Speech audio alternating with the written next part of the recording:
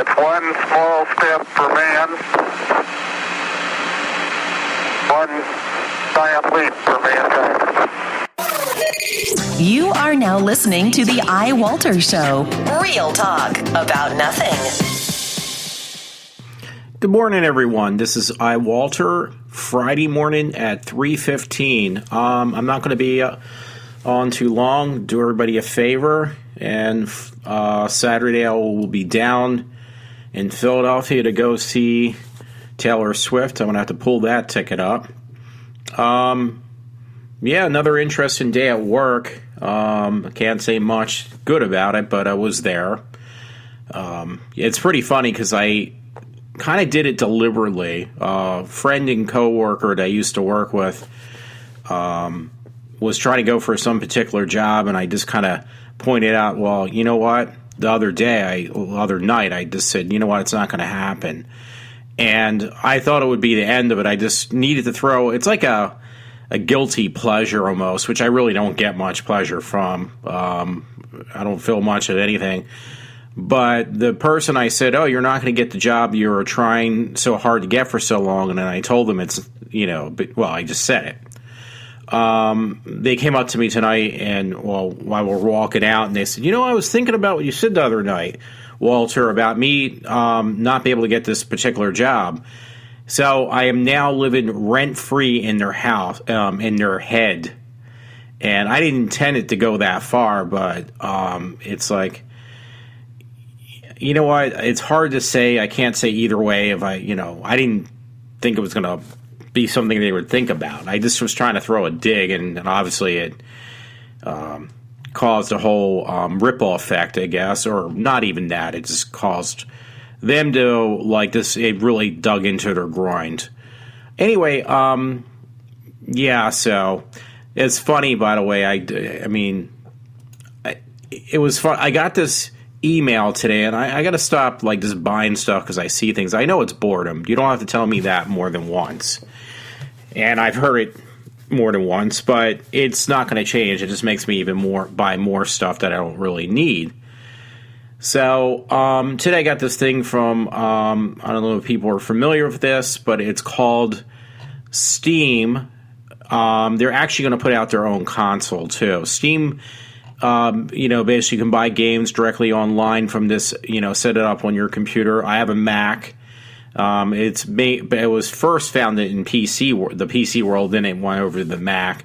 And you can buy any video game, and you don't have to worry about losing anything because if you do, you can just download it from your account, so you don't have any disc to lose or get scratched. It's perfect. I just don't play that many games, believe it or not. I'll buy games, but then I never really playing them. Even with consoles, I'm even worse with consoles now. The only games I'll play on a console, because I have an Xbox One, the white one, that was just finally released as more than just a limited edition. And actually was cheaper than the regular console. I got money back as a trade-in. Anyway, the only games I really like on a console are fighting games. But when it comes to other types of games, I'd rather have a keyboard. And you know what? I don't play games that much. I used to, figuratively speaking. But, I used to play a lot of video games when I was younger. And now I just buy them. Before I even start them, I get bored. And sometimes they don't come out as shrink wrap. So anyway, it looked kind of interesting. Yeah, it was like a spur-of-the-moment type thing. I know people work, especially this one guy that used to work with me in the building I worked in. He moved on to a different job on my plant site. This guy named Mike, who's really cool though. He liked these games called Call of Duty, and I was like, yeah, but I kind of lost interest in those. But it came up, and I think back in my mind, I'm thinking this guy Mike, who would play these, especially he would play them on a console. Me, I like to play them on my Mac. So, because I put a lot of money into the system to get it all souped up, and I really don't do much with it. I have done in the past some video editing, but I haven't done that lately. So it was like, yeah, you know what? I wouldn't mind getting this game because they did put it out for Mac. And it wasn't just that game. It was the fact that they put an expansion pack that you actually fight against zombies, like, what do you call it? Nazi zombies. And I was like, okay, I'm kind of right there, but it's just a lot of money wasted now. So anyway, I finally started, I thought I had to download it, the whole entire thing. It was like 12 gigs, but the zombie part is a patch or expansion pack, which is another $15 in addition to the $40 I spent for the base game. I was like, you know what? I'll probably never play it, but it's the same price if you go out and buy a video game in the store. So, and I actually bought it not from Steam. I ended up going to the Mac store, and it was a little cheaper, but not by much. Okay, so I just wasted about 3 minutes. So I apologize about that. Anyway, there were some funny stories, I guess, on Facebook. I always depend on people to send to me, no matter who it is. Usually it's my friend, or I'll steal them from other people. And this one came up right before I was ready to leave for home. I was just checking my thing. Let me turn that off. It's going to be annoying. And it says from the, oh boy, I didn't realize that part. Huffington Post News. It says 4-year-old driving car runs over toddler at daycare. So I made the joke. I said, well, maybe the 4-year-old should have had his license. He would have been fine. So, yeah, a 4-year-old kid was driving a car and ran over a 2-year-old. So this was in New York. So, it's not a funny story. It just kind of caught my eye. This one actually did, too. Please don't be... Oh, good. Daily Mail. A little ridiculous. I feel bad for these little kids. But, yeah, the Daily Mail is UK Daily Mail. Police shut down lemonade stand run by 2 girls for operating without a permit. I mean, you're talking like kids that are no more than 7 years old, probably, I would guess. Yeah, that's crazy. That's ridiculous. That's just, I don't know. Zoe and Andrea Green, 7 and 8, so I was close, were running store by their home. Running the store by their home. Girls had lemonade at 50 cents a cup and popcorn for $1. They wanted to raise money for a water park trip on Father's Day. Chief of Police in Overton, Texas, told them they needed a permit. I remember being a kid. I didn't do it per se, but I remember being a kid and other people kind of doing, things to raise money. But I've never heard of them needing a permit to do it. So, yeah, that's an unspoken type thing. Alrighty, I'm going to throw this in the batch. Oh, no, it's Huffington Post, so sorry about that. Huffington Post Tech. Soon your sex doll will have a intelligent conversation with you. You know what? If I have a sex doll and I can afford something that expensive, the last thing I wanted to do, I hate to say it, yeah, because they're like $10,000, is to have it talk back to me.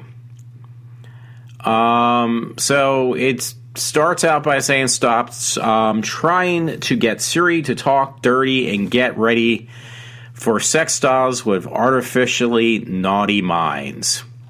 Yeah. I kind of almost would rather just talk to it and it not kind of talk back to me. So, I don't know. What do I have to say about that? Not really that much. Yeah, this, oh boy, it could be another Huffington Puff. Oh, no, Huffington Puff. I like that. This was actually Daily Mail, a different article, and it is titled, We Will Get Divorced If Gay Marriage is Made Legal. Christian couple who just celebrated her 10th wedding anniversary vowed to dissolve marriage if the law is changed. So, yeah. I'm trying to see. Couple vow to legally end their union, gay marriage made legal.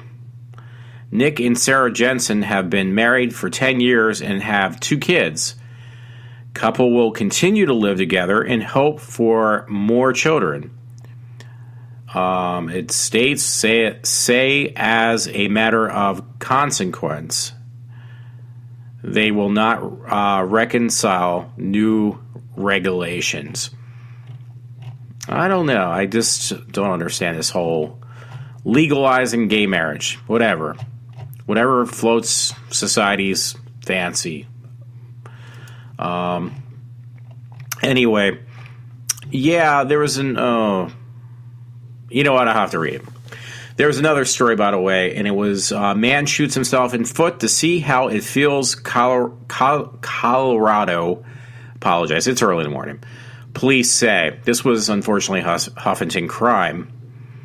Some guy shoots themselves in the foot metaphorically, but only Adam Hurdle, looks like, knows if it's worse to do it literally. And he did it not once, but twice. So the guy didn't learn his lesson the first time, so he did it again. Anyway, don't like acknowledging the Huffington Post articles, but that one was just too hard not to. Yeah. And I have to think, Todd, this was kind of funny. You have to watch it, though. Oh, great. It's Huffington Post, unfortunately, again. Weird news. Man puts fire ants all over his junk, basically on top of his penis. Instantly regrets it. Yeah, so it's on Huffington, weird science kind of thing. And, yeah, it was kind of weird because it's a video. I mean, I could try to read it, but it's actually probably more entertaining just to watch it. And I have it on my Facebook page. This is an unfortunate story, but I had to show it to somebody at work, a co-worker, because I'm always joking about they're from the South, and the big thing down in the South areas are these places called the Waffle House. So I had to make a joke with this lady at work and her husband, and I said, well, I read this article. I'm not making it up. It says Texas man dog dies after being trapped in Corvette. The man dies, and then the dog dies because poor dog can get out. So it's in Port Authority, Texas. Actually, it's Port Arthur, because there is a Port Authority. That's actually in New York. No, this is Port Arthur. Man took his last breath, what he considered to be his dream car, 70-year-old man James Rogers, and his dog died because the dog got trapped in her as well as the man. Basically, what happened was, a lot of these cars now are all electric, everything, power, like the door handles, everything. So the man got trapped in his car and he didn't know how to get out. So he basically, he died from being stuck in his car. Well, how else can I put it? I guess he probably ran out of oxygen or whatever somehow, and he couldn't get out. So this poor man died in his car with his dog, and the dog died too. That actually was on khou.com, because actually that one, I saw it the other day. I thought I bookmarked it, and unfortunately I did not. Oh, the reason I brought this up to this woman at work, because he was in the parking lot of this place. I didn't finish my story, so I apologize. Of this place called the Waffle House. They're very big down south. So yeah, this guy was parked at a Waffle House in Texas, and he got trapped in his car and he couldn't get out. So him and his dog both passed away. Yeah, again, it's not a humorous story, but it was just interesting. This one I had a comment on. I put this up myself, Daily Mail, and it's titled, World's First Penis Transplant Patient is Set to Become a Father After Announcing His Girlfriend is Pregnant. And I kind of answered that, on my post by saying, well, I don't have a penis, so I wouldn't know. Or at least I could use a bigger one, because the one I have is worthless. Anyway, it says surgeons who led the procedure announced that the news at a public lecture. Man underwent a 9-hour operation at Tigerberg Hospital, South Africa. The penis was donated to the hospital by the family of an organ donor. Well, you know what? You won't want my penis as an organ donation unless you want to make it into a clitoris. Patient made rapid recovery and had regained all functions in the organ. 5 weeks after operation, was even able to resume. He was able to resume a sexual relationship. So hey, that's great. So yeah, this guy actually got a penis replacement transplant. Transplant. So yeah, and I just basically commented, yeah, I wish I had one too. I'm being sarcastic. I hope you know that. So there was some weird story, and I couldn't figure it out, by the way, but it was on the Daily Mail as well, and it says albino youngsters known as the children of the moon who are forced to stay out of bright sun in Panama Village, where they make up 10% of the population. So, yeah, they don't look like regular albinos because, I mean, they do have the blonde hair, but they have dark eyes. I always thought albinos had white eyes for some reason. I don't know. But it's like some village where, yeah, there are, these brothers and sisters and these kids all are, basically an albino family. And again, that was on the Daily Mail. So, it's called Albino Youngsters, known as the Children of the Moon, are forced to stay out of the bright sun in Panama Village, where they make up 10% of the population. It says experts say that there are hundreds of albinos among the 80,000 indigenous Guinea or Kuna population in Panama. I'm sorry, I know, I botched it up. Nearly half of these albinos live in the mainland of Guinea-Yao region or on one of its 365 palm-speckled islands. The albinos were traditionally known as the grandchildren of the sun, thanks to their alabaster skin and pale eyes. But because they are forced to avoid the rays and only come out at night, the nickname is now the Children of the Moon. Okay, that makes sense. But they got a ton of pictures of these kids. Yeah, I guess they're very sensitive, obviously. The one actually had a child, and she's this 20-year-old, and the kid, I guess, so to speak, I don't want to use the word normal, but it doesn't suffer from the same thing that the mother does. And it's a young girl. I thought she looked actually younger than, 20. She looked like she was 12. But yeah, so yeah, I don't know what else to say. I just wanted to bring up a couple things. I put a couple interesting things on my Facebook page. Kevin Smith actually posted something about his daughter and Johnny Depp's daughter being in this Yoga Hosers movie, which, I'm still waiting for. Oh, and people probably don't know who this guy is. I do. Christopher Lee, you should know him most if you like different types of movies like Lord of the Rings. I know this guy from, the original. Well, not original. It's from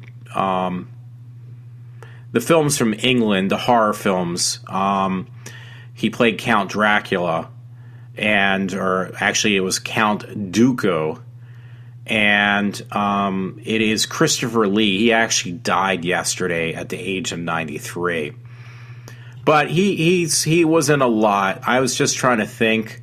Oh, it's called Hammer Films. That's the horror industry in England was Hammer Films, and he was known for doing these type of Dracula movies. They were all in Keller, and he was very young. He didn't look too good his last days on Earth, so to speak.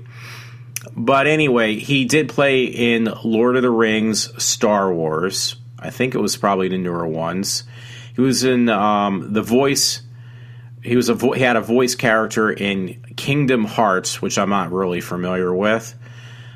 Series, EverQuest 2, and Lord of the Rings: The Battle of the Middle of the Earth. He was in a lot of different stuff, though. The man was a very famous actor. So it's, I feel bad, and that this poor man is no longer to be with us. I saw this interesting article, by the way. It was on TheVerge.com, and it says Oculus Rift will ship with an Xbox One controller thanks to Microsoft partnership. It's a virtual reality. So Xbox now is going to have a virtual machine or add it to the Xbox. And it looks pretty cool.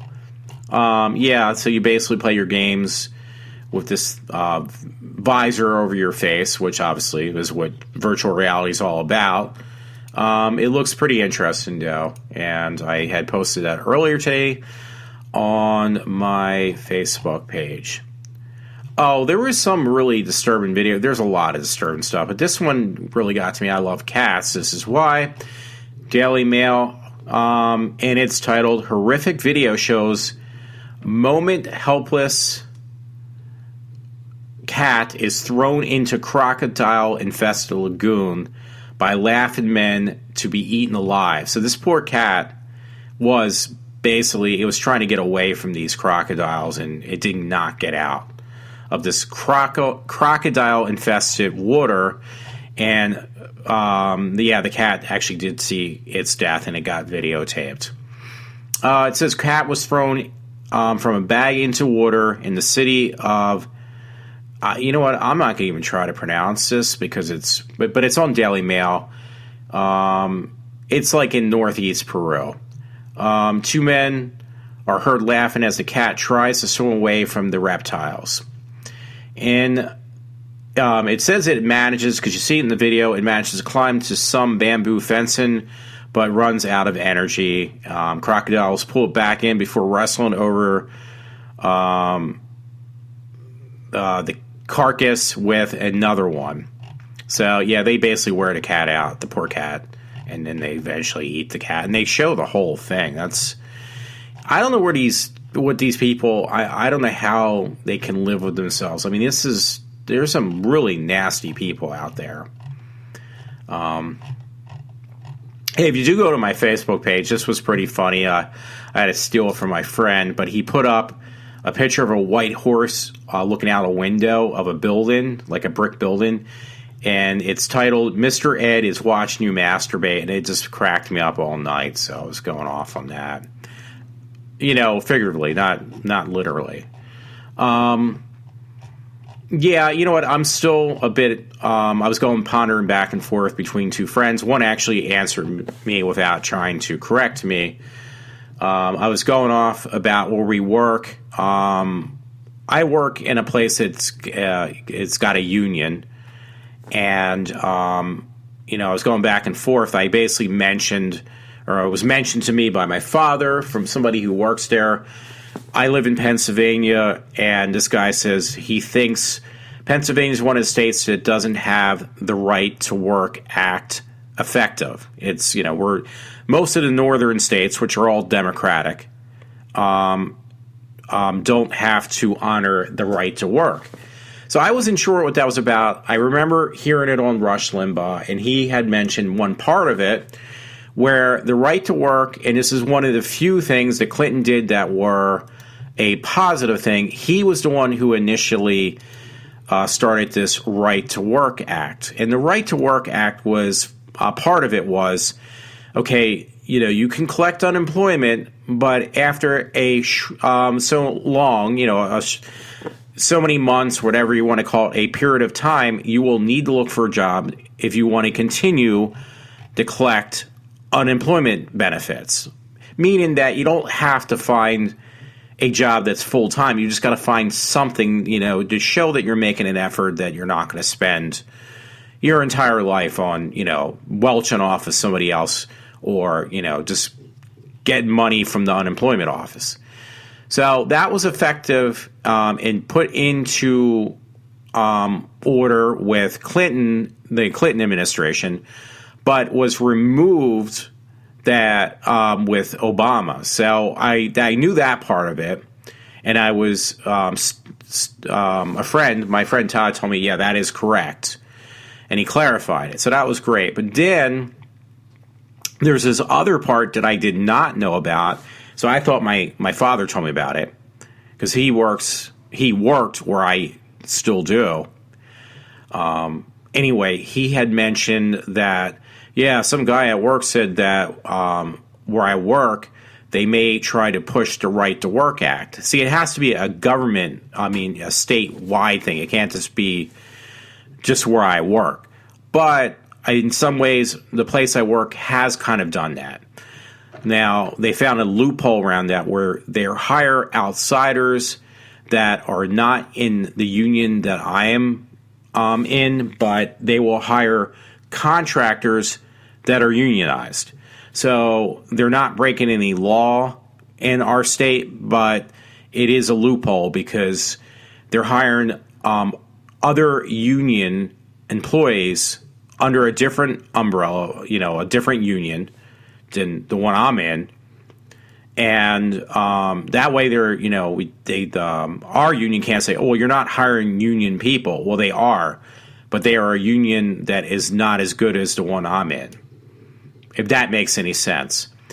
But I think the next step is the company I work for is going to try to find a way to basically do what the what does he call it? The Right to Work Act is supposed to be about. The Right to Work Act is that you can work for a union company, but you won't have to pay the union dues. That's why it's called the right to work. So you can't be denied a job, and you don't have to be forced to pay union dues. So, again, and I kind of can see that actually because me and a friend got in a discussion about this, but I mentioned this yesterday about this school teacher, or not school teacher, I apologize, again. And not only that, I'm going to have to pull up the article about this woman who is some type of administrator or something, and she's, in Montgomery County. And she was making $300,000 salary a year, and they bumped her up to $320,000 because they're saying that she is helping the school. The students, like there's more students passing or getting like excellent grades, whatever. But the problem is, all the school districts, all of them that I know of, and especially the ones around here, obviously are union. So they're unionized. So, yeah, that is a problem because the unions, unfortunately, were originally set up to protect people from being taken advantage of. But now you got unions that only think for themselves. And I read some article today. I don't think I put it on my Facebook page. I wanted to. That the union is more about saving people's jobs that really shouldn't be working at a certain particular company. Like they protect people that are basically lazy, and their whole thing is to get many union employees so they get more union dues paid into to them, whoever it may be, these unions. So, hey, unions were great when they first started because it helped from taking advantage and hiring cheap labor or abusing children by making them work long hours in these sweatshops. but it had taken a 180, and it's no longer stands for what it originally was set up to be. And it's probably not even really necessary. Sometimes it may be, because if I said that to a fellow union person, they would say, well, then you wouldn't be getting paid the kind of money you're getting paid. You wouldn't have the health benefits you do. And you know what? You're right. I probably wouldn't. But there's a point you have to say, okay, but you have people who are working endless hours of overtime, but they're actually not doing anything for the money they're making. And they might be making $100,000, $120,000, $200,000 a year, but they're really not killing themselves for that kind of money. So, and I mean, it not only hurts the company, but it actually hurts your fellow workers, because these people who are making that kind of money aren't doing anything to earn that money, honestly. And people like me, if you take my breaks out during a week, I'm actually only working like 35 hours a week if you take all the breaks out, because the union also, when you work certain shifts, you come in for 8.5 hours because you don't get paid for your lunch, but that also allows you to take an extra 15 minutes or something. So you're literally getting a 45-minute lunch, then you get 10-minute breaks. So you get about an hour every night with that added time that you have to stay for. So that's 35 hours in the course of a week. But why am I, this is where I have a problem. Why am I doing 90 hours worth of work, getting paid for 35, and you got somebody who's working 80 hours a week and only working for 15, and the rest of the time they're doing whatever they like to do. So that's where I have my issue. And I've been, like, recently as today, I got attacked because I try to, do my job, and it's not appreciated by other union people, because it's a joke between me and a friend that it's going to ruin it for the rest of them. Because if I show I can do all this work and a limited amount of time, which I'm forced to do, these people that are working 80 hours a week, they're going to start to realize, in their mind, the company's going to realize, well, wait a minute, you got this guy who's working 35 hours a week. He's actually doing more work than we're paying these people for 80 hours a week. Well, you know what? I hate to tell you, they're already aware of that. So it's not me ruining it. It's something you've done yourself, people that I work for, or with, I should say. But anyway, yeah, I had mentioned this story the other day. I was in Philly.com, and it says PA's top paid school chief at $300,000 plus gets a raise. And this is at Abington School superintendent. It's Abington School, the superintendent, Amy Shekel. She's getting paid rounded off, she's getting paid like $320,000 salary a year. So, but again, it's a union. It's a union thing, these high schools and these school districts. But the people don't realize she's getting paid $320,000 a year. Where's that money coming from? It's coming from our taxes. So we're paying all this money in taxes. And this goes back to what I had mentioned the other day, where they're basically lower in the bell curve on what's considered a passing grade, like in California, where it's a D is considered a passing grade now. Or they're just inflating the grades on these kids to make them look like they're smarter than they really are so they can get more money. But also, the money that they're asking for at these schools to pay for these unionized teachers is coming out of our taxes. And we're paying more in taxes, and we're getting like less of a result in the very end. So, it's not a good thing. And I mentioned this to my parents, and I think same friend agreed with this, I'm pretty sure. But I mentioned this to my father, and he didn't hear me right. But this is another issue I have. That is my main thing. I work for a union, but I don't like it. But my other issue is you have a lot of people who are on this government assistance that they call Obamacare.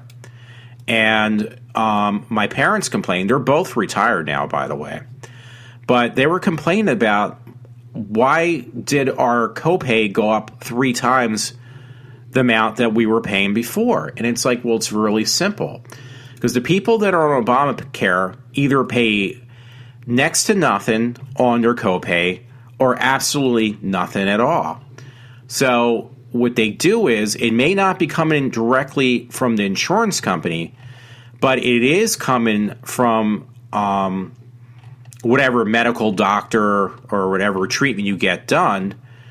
That money that they're losing from these doctors, hospitals, other healthcare physicians, that money that they are losing from these people and from the government not just paying them is now being put on your copay.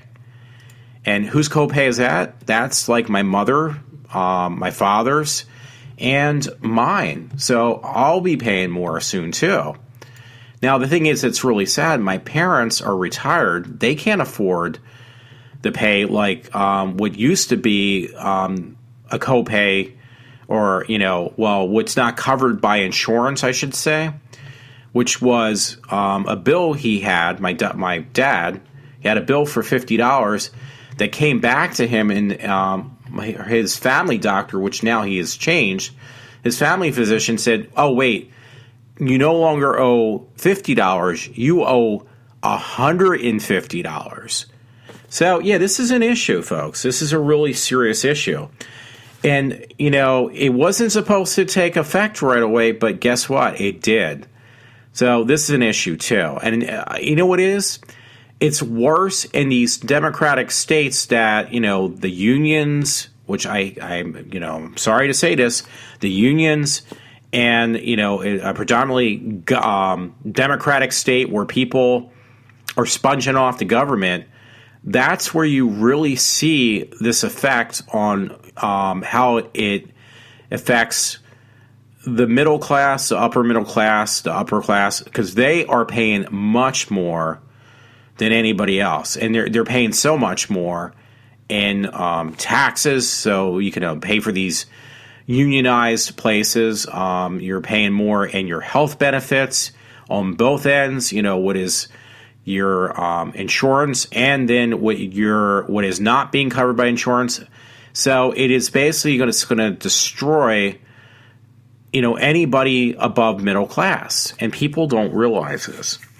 Anyway, I really went long-winded tonight. I didn't think I was going to be this long. So everyone, have a good, Friday night, and I will be back maybe at this point, maybe tomorrow night, which would be Saturday morning, or it might be Sunday. So everyone, I am signing off for now.